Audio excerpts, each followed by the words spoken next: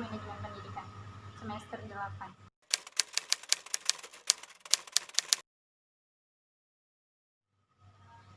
Nah, selama kakak kuliah, adakah apa yang menjadi acuan kakak untuk kuliah di Jakarta?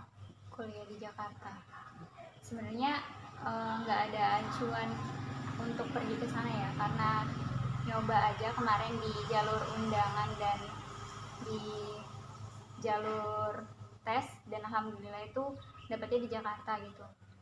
Kalau ditanya acuan, kalau aslinya itu pengen deket sama keluarga ayah sih. Nah, yang saya dengar nih kan, kakak ini udah berhasil menerbitkan sebuah buku yang judul Tenanglah, nggak semua harus ada jawabannya sekarang. Nah, apa motivasi kakak untuk menerbitkan sebuah buku ini? Ya, yang pertama itu ada di waiting list saya gitu, apa yang saya cita-citakan gitu.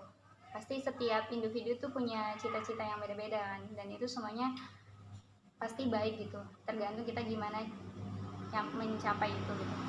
Yang kedua, motivasinya ingin meninggalkan sebuah karya.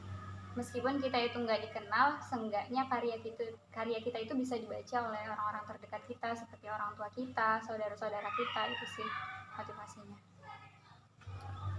Nah, tujuan kakak sendiri untuk menulis buku itu apa?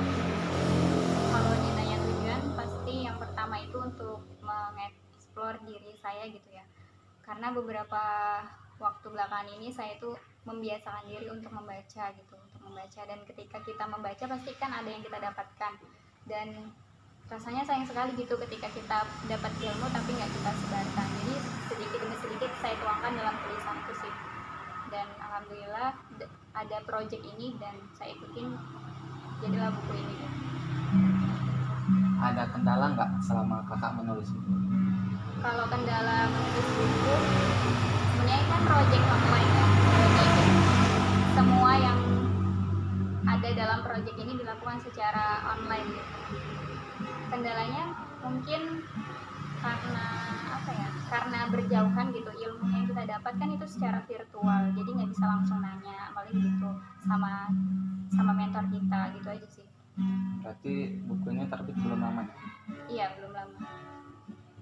Isi bukunya sendiri menceritakan tentang apa?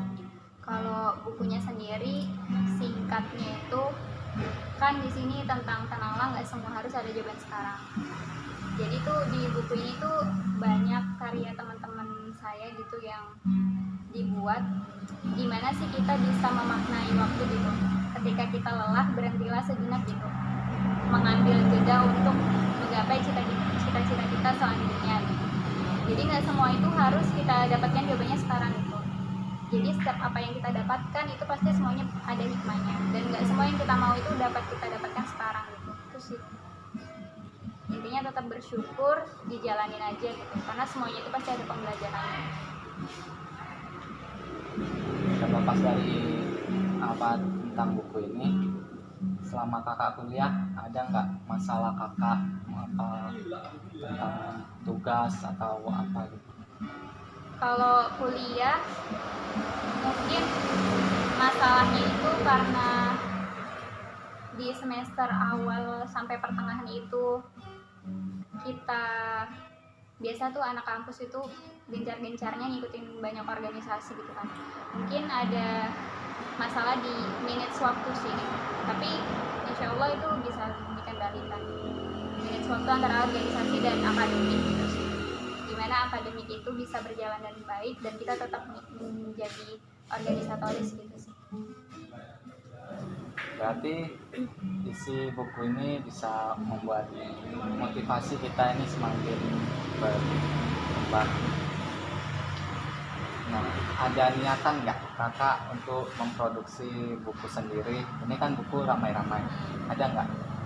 Itu salah satu goals yang pengen dicapai selanjutnya sih. Jadi lagi merintis untuk menulis buku sendiri, karena emang banyak banget godaan ketika kita menulis sendiri tanpa mentor itu. Ya kadang ada yang ditinggalkan gitu.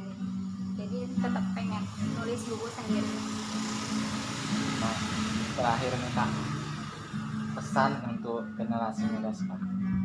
Ya, pertama kita itu everyone is different, jadi setiap orang itu pasti berbeda, dan life is a choice, jadi hidup itu adalah pilihan. Jadi berbanggalah ketika kita itu mampu menjadi diri kita sendiri, versi kita sendiri, dan tidak menjiplak orang lain gitu. Boleh kita jadikan orang lain itu sebagai motivasi untuk diri kita, tapi kita harus bangga dengan diri kita sendiri. Gimana kita bisa bangga dengan diri kita sendiri, yakni dengan mengapresiasi kelebihan yang kita miliki gitu. Kita harus selalu bersyukur atas kelebihan yang diberikan Allah kepada kita, dan kita juga harus memperhatikan dan tetap mempertimbangkan kekurangan-kekurangan kita gitu sih, agar kita itu tidak sombong, tidak sombong terhadap apapun gitu. Baik, terima kasih Kak Dwika. Ya, pesan saya buat kakak tetap semangat. Semoga apa yang diinginkan semoga tercapai. Kedepannya semoga bukunya tetap bisa berkembang, bisa memiliki karya sendiri. Ya, terima kasih. Ya, sama-sama.